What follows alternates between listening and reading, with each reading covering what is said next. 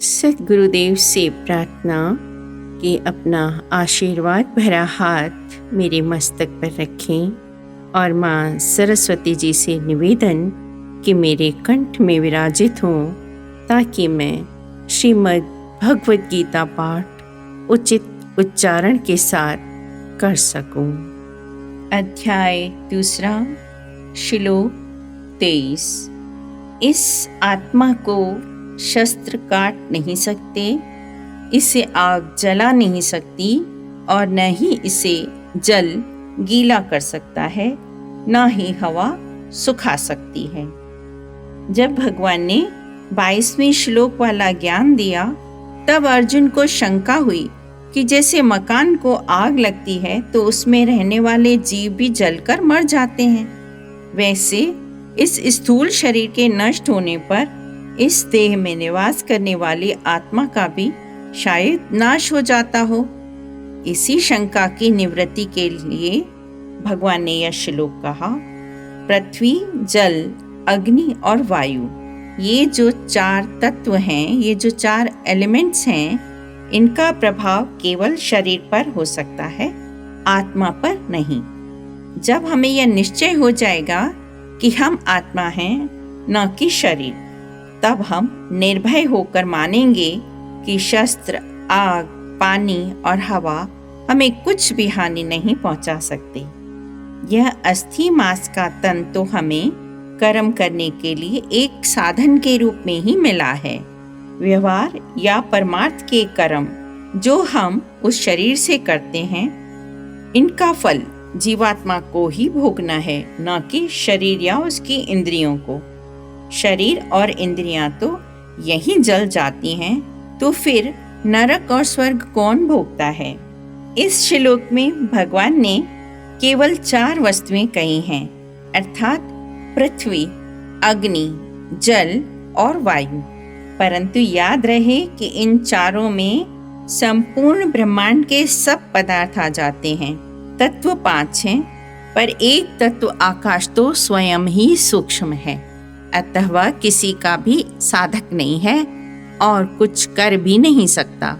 सब शेष 4 तत्वों से बने हैं। शिष्य गुरु से प्रश्न पूछता है, हे भगवान, वेद कहते हैं कि जीवात्मा का स्वरूप ही आनंदमय है, तो फिर आनंद को प्राप्त करने का यत्न हम किस हेतु करते हैं? जो वस्तु हमारे पास पहले ही हो, उसे प्राप्त करने का प्रयत्न क्या व्यर्थ नहीं है? गुरु का उत्तर है, हे वत्स, ऐसी शंका करके अपने विश्वास को रत्ती मात्र भी कम न करो। जैसे किसी के हाथ में कंगन हो और गले में माला हो, वे कंगन और माला दोनों वस्त्रों से ढक जाएं और वह व्यक्ति इसे न समझकर उन्हें खोया हुआ समझकर ढूंढने लग जाए। परंतु कोई सज्जन आकर उसे बताए कि हे भाई, वे वस्तुएं तो तेरे पास भीतर मौजूद हैं, केवल वस्त्रों से ढक गई हैं। तब वह पहला व्यक्ति कहने लगे कि मैंने कंगन और माला प्राप्त कर लिया। वस्तुतः वे गुम हुए ही नहीं थे। वह फिर भी ये समझता और कहता है कि मैंने वे वस्तुएं प्राप्त की हैं और अमुक के बताने पर हम भी उसी प्रकार मानो आत्मा को गंवा बैठे हैं। पर पूर्ण गुरु के द्वारा भ्रम के निवारण के बाद हम उसका साक्षात्कार करते हैं और आनंद प्राप्त करते हैं। श्लोक 24। यह आत्मा अच्छेद्य है, अर्थात इसे काटा नहीं जा सकता, न आग इसे जला सकती है, जल इसे गीला नहीं कर सकता और हवा इसे सुखा नहीं सकती। निस्संदेह यह आत्मा नित्य, सर्वव्यापक, अचल, स्थिर रहने वाली और सनातन है। आत्मा आकाश से भी सूक्ष्म है, अतः इसे कोई भी शस्त्र काट नहीं सकता। जैसे आकाश को तलवारें या बंदूकें कुछ नहीं कर सकती। अब अग्नि में भी तो केवल स्थूल पदार्थ ही जल सकते हैं, जल या वायु भी तो सूक्ष्म पदार्थ का कुछ नहीं कर सकते हैं। भक्त प्रहलाद और संत कबीर के शरीरों को भी जल, अग्नि, हाथी और शस्त्र कुछ भी नहीं कर सके। मीराबाई को न जहर मार सका और न सांप कुछ कर सका। इस प्रकार इस श्लोक को समझने से हमारे भीतर शक्ति उत्पन्न होती है, क्योंकि आत्मा का तो कोई कुछ बिगाड़ ही नहीं सकता। यदि हम स्वयं को आत्मा माने तो यह भय जो है उसका निराकरण हो जाएगा। संत नामदेव के सामने भूत आया तो उन्होंने अपने ज्ञान चक्षु द्वारा उसमें भी श्री कृष्ण देखे और उसे केशव कलंदर कहकर पुकारा। नारायण की ज्योति तो प्रत्येक में विद्यमान है। अगर यह बात हम समझ जाएं तो फिर हमें किसी का भी भय रहेगा ही नहीं। भय तो द्वैत भाव के कारण आता है। श्लोक 25। यह आत्मा इंद्रियों द्वारा अनुभव करने से परे, मन के विचार में न आने वाली और विकार रहित अर्थात न बदलने वाली कहा गया है।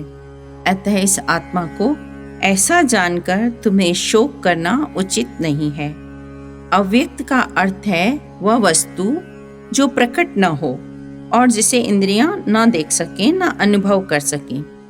आत्मा तो वाणी या मन द्वारा भी नहीं जानी जा सकती। सभी वस्तुएं हमें प्रत्यक्ष अर्थात साक्षात दिखाई देती हों ऐसी बात नहीं है, पर इसका अर्थ यह भी नहीं है कि ऐसी अव्यक्त वस्तुओं का अस्तित्व ही नहीं है। 6 प्रकार के प्रमाणों से यह अस्तित्व जाना जा सकता है। भिन्न विचारधाराओं और मत मतांतरों वाले व्यक्ति भिन्न प्रमाण मानते हैं। वे 6 प्रमाण हैं: प्रत्यक्ष, अनुमान, उपमान, शब्द, अर्थापत्ति और अनुलब्धि। नास्तिक मत वाले केवल प्रत्यक्ष प्रमाण ही मानते हैं, अर्थात वह जो केवल दिखाई देता है वे किसी अन्य प्रमाण को स्वीकार ही नहीं करते। पर वे भूल जाते हैं कि सांसारिक व्यवहार में भी केवल प्रत्यक्ष प्रमाण से ही काम नहीं चलता। चिट्ठियों, तारों और टेलीफोन पर भी व्यापार व्यवहार चलता है। इसे शब्द प्रमाण कहते हैं। चिट्ठी, तार या टेलीफोन आने पर हम प्रसन्न या उदास होते हैं। व्यवसाय व्यापार करते हैं और सूचना समाचार प्राप्त करते हैं। आत्मा को प्रत्यक्ष नहीं देखा जा सकता, इसलिए इसका अस्तित्व प्रमाणों द्वारा समझाया जा सकता है। एक राजा के पास बड़े बड़े पंडित धार्मिक ज्ञान देने को जाया करते थे, परंतु उसके मंत्री और सामंत थे नास्तिक, जो उसे अधर्म मार्ग पर ले जाने का प्रयत्न करते रहते थे। वे उसे प्रत्यक्ष दिखाई देने वाली वस्तुओं के सिवा किसी अन्य पदार्थ पर विश्वास नहीं करने देते थे। अंततः एक विद्वान तथा बुद्धिमान पंडित ने यह दशा देखकर सोचा कि किसी भी तरीके से राजा को इनके चंगुल से मुक्त करना चाहिए।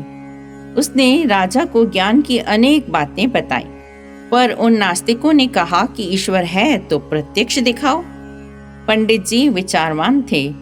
उनके हाथ में था एक डंडा। जो नास्तिक ज्यादा कुतर्क कर रहा था, उसके शरीर पर उसने डंडे के 3-4 प्रहार किए। नास्तिक लगा हाय तौबा करने और राजा के पास शिकायत की।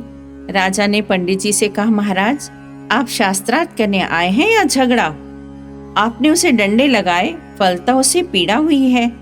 पंडित जी ने पूछा, कहाँ है पीड़ा? जब वे मानते हैं कि केवल प्रत्यक्ष प्रमाण है तो दिखाएं मुझे, पीड़ा कहाँ है? राजा समझ गए कि पीड़ा तो दिखाई नहीं देती, यह तो अनुमान किया जाता है। अतः अनुमान प्रमाण भी आवश्यक मानना चाहिए। धर्म और अधर्म का स्वरूप भी प्रत्यक्ष नहीं देखा जा सकता। दुख आता है तो किसी अधर्म का फल होगा, सुख मिलेगा तो उसे किसी धर्म पुण्य का परिणाम मानेंगे, पर यह केवल अनुमान द्वारा ही जानेंगे। पूर्व जन्म के कर्म तो अब देखने में नहीं आते, पर इस जन्म में उन कर्मों का फल भोगकर हम अनुमान द्वारा समझते हैं कि हमने पूर्व जन्म में ऐसे कर्म किए होंगे। पेड़ या पौधे देखकर हम अगर कहें कि इनका बीज कहाँ है तो दिखाई नहीं देता, वह होगा ही नहीं, यह तर्क भी गलत है। बीज के सिवा पेड़ या पौधा हो ही नहीं सकता। मीठे आम का वृक्ष होगा तो अनुमान लगाएंगे कि निश्चय ही इसका बीज उत्तम होगा। जब मनुष्य के कर्म भी दृष्टिग्राह्य नहीं हैं, आंखों से देखे नहीं जा सकते, तो आत्मा कैसे दृष्टि में आएगी? तीसरा प्रमाण है उपमान प्रमाण।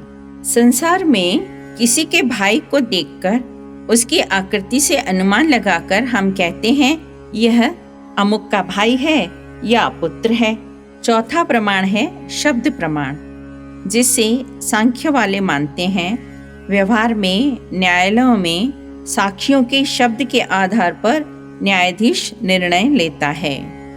पांचवा प्रमाण है अर्थापति, अर्थात अर्थ की प्राप्ति वाला एक व्यक्ति। जैसे कोई प्रकटतः सारा दिन कुछ खाता ही नहीं है, परंतु वह है हट्टा कट्टा और पूर्ण स्वस्थ, तो इससे क्या समझा जाएगा कि वह छिपे छिपे खा लेता होगा। छठा प्रमाण है अनुपलब्धि, जिसे वेदांत और मीमांसा वाले मानते हैं। यदि हम किसी से कहें जाओ भीतर घड़ा ले आओ, वह भीतर जाकर लौट आता है और कहता है कि घड़ा नहीं है। घड़े का वहां न होना भी प्रमाणित करता है कि घड़ा नामक कोई वस्तु है। आत्मा हमें दिखाई नहीं देती है, परंतु जिन्होंने अनुभव किया है उनके आधार पर कहना होगा कि वह दिखाई नहीं देती, परंतु है अवश्य। पदार्थों के अभाव के कारण पदार्थ की प्राप्ति नहीं होती। ऐसी अप्राप्ति को अनुपलब्धि प्रमाण कहा जाता है। नास्तिक कहते हैं जब न देखूं अपने नैन तब न मानूं गुरु के बैन। यदि वैद्य की औषधि ली ही न जाए और कोई कहे कि वैद्य पहले लाभ दिखाए तब उसकी औषधि ली जाएगी, तो क्या कोई ठीक हो जाएगा? अतः गुरु की वाणी पर विश्वास करना आवश्यक है। तदंतर स्वयमेव सिद्ध हो जाएगा कि उन्होंने सब सत्य ही कहा है। आत्मा को साधारण चर्म चक्षुओं से तो कोई भी प्रत्यक्ष नहीं देख सकता। उपयुक्त ज्ञान सुनकर भी अर्जुन कहने लगे कि मैं तो समझता हूँ कि शरीर के साथ साथ आत्मा भी जन्मती और मरती है। इस पर भगवान ने फिर से समझाया। श्लोक 26। यदि उस आत्मा को सदा जन्म मरण में आने वाली मानते हो, तो भी हे महाबाहो अर्जुन, तुम्हें इस प्रकार शोक करना उचित नहीं है। श्लोक 27। क्योंकि जन्मने वाले की मृत्यु, मरने वाले का जन्म निश्चित रूप से होता है, अतः इस अनिवार्य विषय में तुम्हें शोक करना उचित नहीं है। भगवान अर्जुन को समझा रहे हैं कि आत्मा अमर है, परंतु यदि तुम इस सिद्धांत को नहीं मानते तो भी शोक किस लिए करते हो? यह निश्चित रूप से जान लो कि जो इस युद्ध में मरेंगे वे अवश्य ही जन्म लेंगे। किसी व्यक्ति के पास हमारे 500 रुपए हैं, वह 250 रुपए देता है। बुद्धिमत्ता तो इसी में है कि वे ले लेने चाहिए और फिर शेष की मांग करनी चाहिए, लेकिन जिद करके ऐसा नहीं करना चाहिए कि 500 रुपए एक साथ ही दो तो ही लूंगा। भगवान ने सोचा कि अर्जुन मेरा संपूर्ण ज्ञान ग्रहण नहीं करते हैं तो न करें, आधा तो स्वीकार करते हैं ना। अतः भगवान ने उन्हें कहा, चाहे तुम्हारा विचार ठीक भी हो तो भी शोक और मोहग्रस्त होना बिल्कुल व्यर्थ है। शोक और मोह से जीवन का सुख नष्ट हो जाता है। आत्मा ही सत्य वस्तु है, इसी में स्थित रहना चाहिए।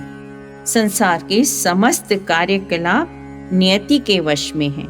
जो होना है अवश्य होगा। अगर मन आत्मा में लीन है तो सांसारिक प्रहार पीड़ा नहीं देंगे, नहीं तो ये प्रहार बड़े बड़ों को दुर्बल बना देते हैं। अभिमन्यु के मरने पर अर्जुन मोह और शोक के कारण कितने दुखी हुए। गीता का संपूर्ण ज्ञान सुना था, तदंतर युद्ध में लड़े थे तो भी जंगल की ओर भाग गए और सोचा कि अगर पुत्र मर गए तो राज्य प्राप्ति किनके लिए? भगवान ने पूछा, अर्जुन मेरा दिया हुआ ज्ञान तुम भूल गए क्या? अर्जुन ने उत्तर दिया, इस समय मुझे न आपका ज्ञान न वेद वाक्य कुछ नहीं सूझता, मुझे अभिमन्यु दिखाइए। श्री कृष्ण ने उन्हें स्वर्ग में ले जाकर अभिमन्यु दिखाया। वहां अर्जुन से पुत्र पुत्र कहकर हाथ से पकड़ने लगे, परंतु अभिमन्यु ने कहा, काहे का बेटा, काहे का बाप? मैं ब्रह्म के आदेशानुसार 16 बरस के लिए संसार में आया था, वह अवधि समाप्त हो गई, अब मैं अपने असली घर में आया हूँ। यह सुनकर अर्जुन की आंखें खुल गईं। यह सांसारिक मोह जनित शोक आजकल का नहीं है, आदिकाल से है। ज्ञान बिना बड़े बड़े राजा भी दुखी होकर जीवन बिताते हैं। सम्राट सिकंदर ने अनेकों देशों पर विजय प्राप्त की, धन इकट्ठा किया, पर सुख न पाया क्योंकि उसे आत्मज्ञान नहीं था। श्लोक 28।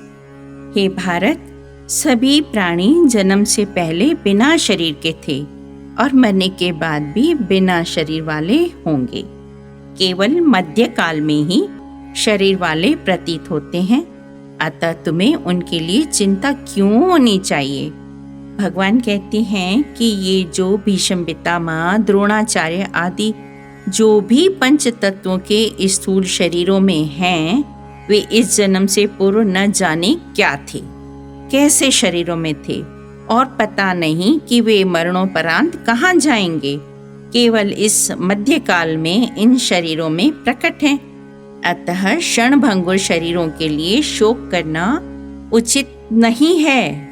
यह जगत तो एक तरह का आवागमन का मेला है, और जो आता है वह चला जाता है।